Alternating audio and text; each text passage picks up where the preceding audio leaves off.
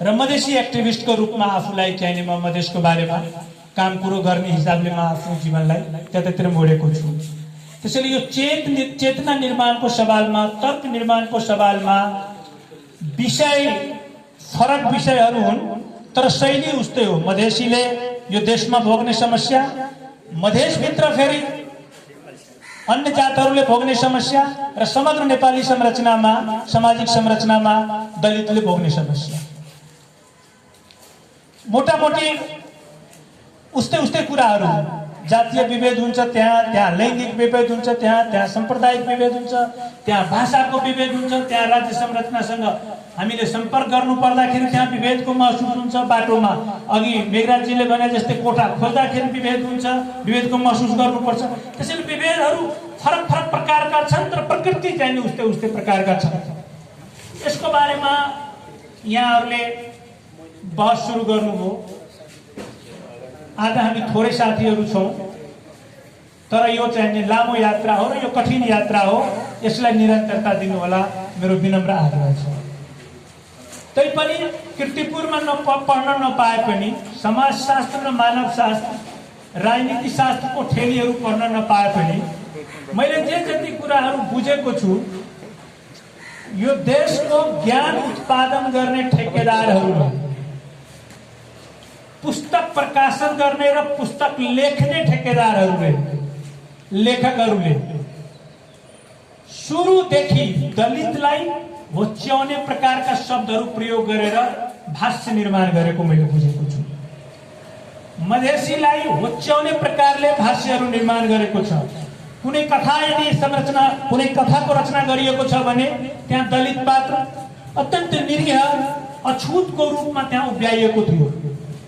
जे जति कथा मैले पढेको छु अथवा पढेका कथाहरूमा दलित पात्र यदि मैले पाएको छु भने अत्यन्त दयाका पात्र, अछुतको रूपमा ती पात्रहरूलाई उभ्याइएको मैले देखेको छु, मैले पढेको छु।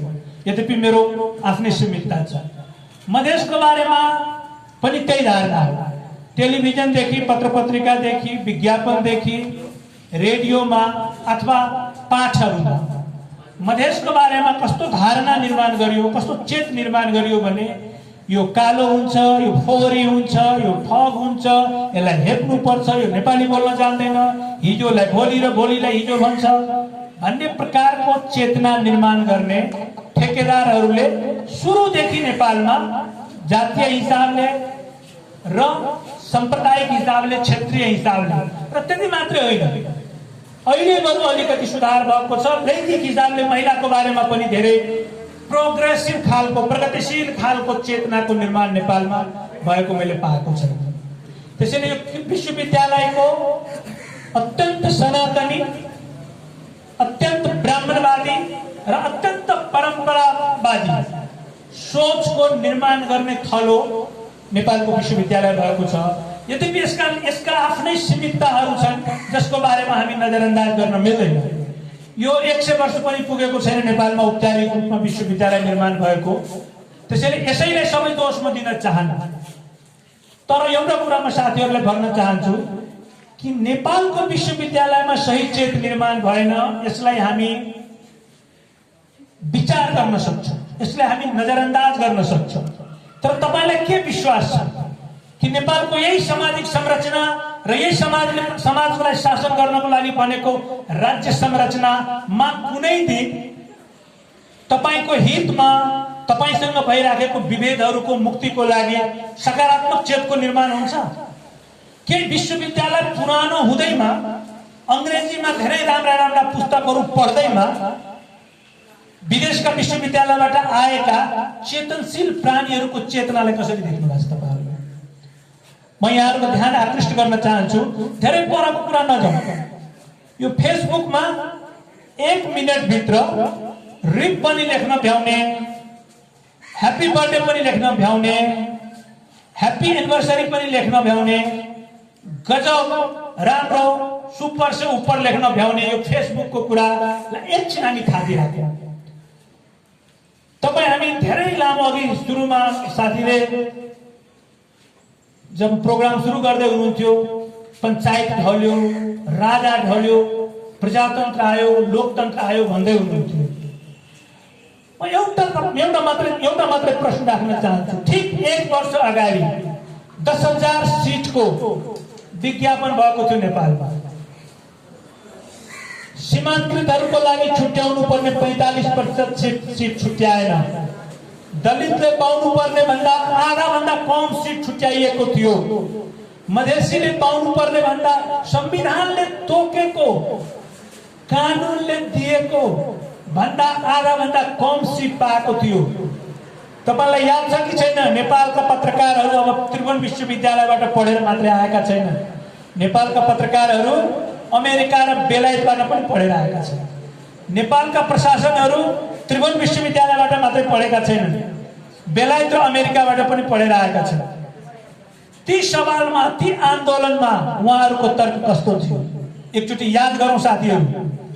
त्यसैले तपाईको लागि कोही अरूले तर्क निर्माण गर्दैन, तपाईको लागि कोही अरूले चेतनाको लागि किताब लेख्दैन। यदि नेपालका बुद्धिजीवीले लेख्छ भने यो राज्य संरचनालाई बलियो बनाउनको लागि लेख्छ, जुन गत वर्ष आरक्षणको मुद्दामा लेखेको थियो। यदि यो राज्य संरचनाले गर्छ भने यो राज्य संरचनालाई झन बलियो बनाउनको लागि काम गर्छ, जुन गत वर्ष आरक्षणको सवालमा न्यायालयले गरेको थियो। नेपालको आरक्षणको सवालमा प्रशासनले गरेको थियो, पत्रकारले गरेको थियो, बुद्धिजीवीले गरेको थियो।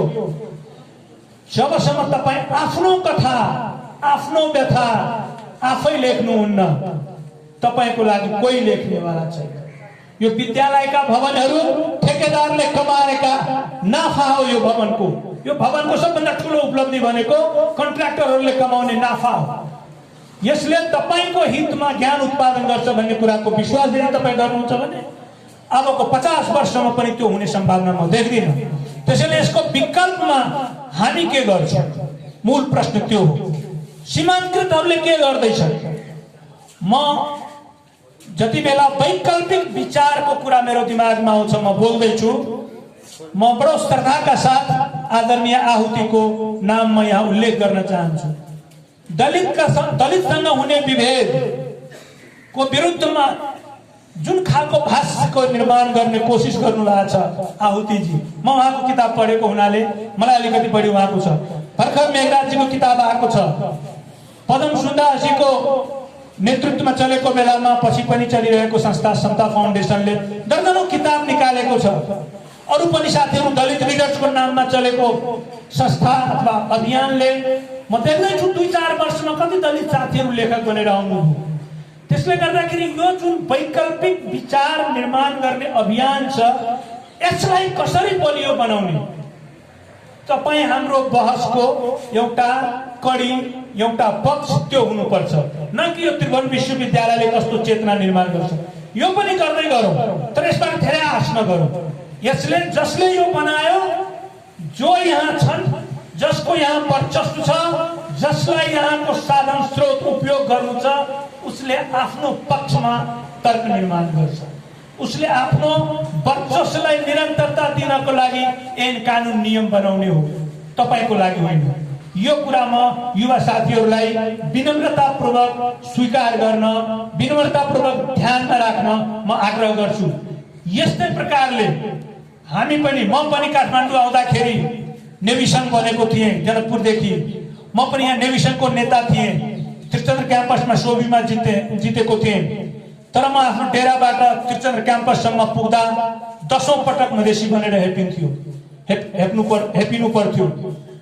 साइकलमा फलफुल बेचिराखेको मान्छेलाई अनाहकमा दुख दिँदाखेरि प्रतिरोध गर्ने युवा अवस्थाको उमेरले गर्दा, चेतनाले गर्दा प्रतिरोध गर्दाखेरि दर्जनौं पटक कुटाइ खाएको छु।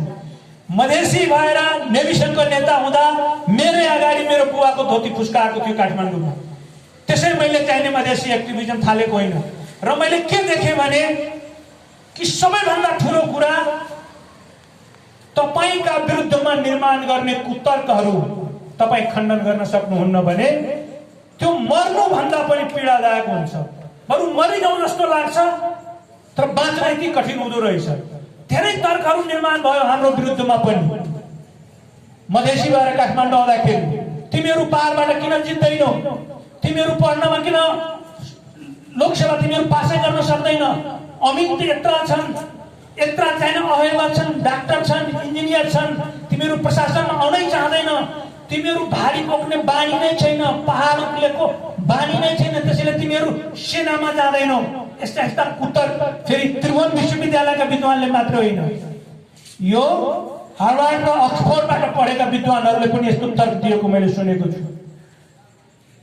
त्यो तर्कको विरुद्धमा अथवा त्यो तर्कलाई काट्नको लागि कयौं रात निद्रा भएको छैन साथीहरू। 6 महिनासम्म लोकसभाको संरचना कसरी निर्माण भयो देशमा र किन निजामतीमा मधेसीहरू गएनन्? किन यो देशको निर्वाचन प्रणालीमा एउटा पनि दलित जित्दैनन् चुनाव? यो पढ्नको लागि 2 वर्ष अध्ययन गर्नु पर्यो। नेपालको 2015 सालदेखि आजसम्मको निर्वाचनको इतिहास तपाईँ पल्टाएर हेर्नुहोस्। 2064 सालमा जति दलितहरू सभासद भएर जिते पुगे, जति महिलाहरू संविधान सभामा पुग्नुभयो, त्यस अगाडि किन पुगेको थिएन? यो केवल म्याथमेटिकल गेम होइन, इलेक्सनमा यसले भोट ल्याएर यसले जित्यो भनेर। म त नेपालको निर्वाचन प्रणालीको बारेमा सानो किताब निकालेको छु। नेपालको निर्वाचन प्रणाली 2015 सालदेखि 2056 सालसम्मको निर्वाचनको तथ्याङ्कले के भन्छ भने अक्कल झुक्कल कोही अपवादमा 1-2 जना दलित चुनाव जितेको छ। महिलाको पनि त्यही अवस्था छ। मधेसी जनजाति, मुसलमान र थारू त्यहाँबाट मात्रै चुनाव जित्छन् आजको दिनमा पनि, जहाँ उसको समुदायको जनसङ्ख्या छ। दलितहरू चुनावै जित्दैन प्रत्यक्षमा, तर खसारी समुदायका पुरुषहरू 14 अञ्चल 77 जिल्ला 7 प्रदेशको सबै ठाउँबाट चुनाव जितेको इतिहास छ। यो किन भयो? यो यसकारण भयो कि अपनाइएको निर्वाचन प्रणालीमा समस्या थियो। त्यसकारण अघि मेघराजजीले भने जस्तै निर्वाचन प्रणालीको समस्या बुझ्नको लागि 2 वर्ष काम गर्नु पर्यो। मैले पोलिटिकल साइन्स पढ्नतिर लागिन साथीहरू, मैले इलेक्ट्रोल सिस्टम पढ्नतिर लागेँ र जबसम्म संरचनागत सुधार हुँदैन त्यतिन्जेलसम्म राजनीतिमा तपाईँको प्रवेश हुँदैन। म त्यतातिर अहिले जान चाहन्न, तर आजको जुन विषय तपाईँले चेतना निर्माणको कुरा गर्नुभएको छ, तपाईँको लागि कसैले चेतना निर्माण गर्दैन। हामीले देख्यौं तपाईलाई बरु ब्लेम गर्छ त्यो अंग्रेजीमा पढेका पोथीहरूबाट एकदम क्लिष्ट नेपाली भाषा प्रयोग गरेर तपाईलाई आरोप लगाउनमा ती ज्ञानहरू प्रयोग हुन्छ, तर तपाईको पक्षमा तपाईसँग हुने विभेदलाई समाप्त गर्नको लागि त्यो ज्ञान कहिले पनि प्रयोग हुँदैन, अपवाद बाहेक। त्यसैले हामी वैकल्पिक विचार निर्माणमा काम गरौँ। जुन काम आज साथीहरू गर्दै हुनुहुन्छ त्यसलाई अझ बढाउनु पर्यो। अरु पनि विभेद हटाउने 1-2टा उपायहरू हुन सक्छ, जस्तो कि दलित समुदायमा म केन्द्रित भएर भन्न चाहन्छु। 2063 साल र 64 सालमा मधेसले धेरै आन्दोलन गरे, ठूला आन्दोलन गरे। मधेसको आन्दोलनपछि केन्द्रीय विधायिकामा मधेसीको उपस्थिति बढ्यो। राज्य प्रणालीमा राष्ट्रपति उपराष्ट्रपतिदेखि लिएर शक्तिशाली मन्त्रालयहरू मधेसीहरूले चलाउन थाले। नेपालका अन्य सीमान्तकृत समुदायका साथीहरूलाई लाग्यो आन्दोलन गरेपछि, खास गरी जनजाति साथीहरूले लाग्यो आन्दोलन गरेपछि त मधेसी जस्तै अधिकार पाइन्छ भनेर। एकदम निश्चित कुरा हो, यदि नेपालको समाजलाई व्यवस्थित गर्ने, दुनियाँको कुनै पनि देशमा समाजलाई व्यवस्थित गर्ने राज्यको कन्सेप्ट आएको हो, राज्यमा को पुग्ने भनेर निर्वाचनको कन्सेप्ट आएको हो, र निर्वाचन कसरी लड्ने भनेर पार्टीको कन्सेप्ट आएको हो, सिधा कुरा। त्यसैले तपाईले राज्य यदि तपाईमाथि शासन गर्दैछ भने राज्यमा पुग्नको लागि तपाईले राजनीति गर्नुपर्छ। तपाई राजनीतिलाई कुन रूपमा लिनुहुन्छ त्यो महत्त्वपूर्ण कुरा हो।